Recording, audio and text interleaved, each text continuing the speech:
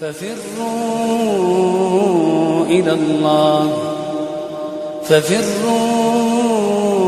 إلى الله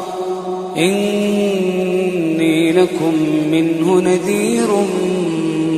مبين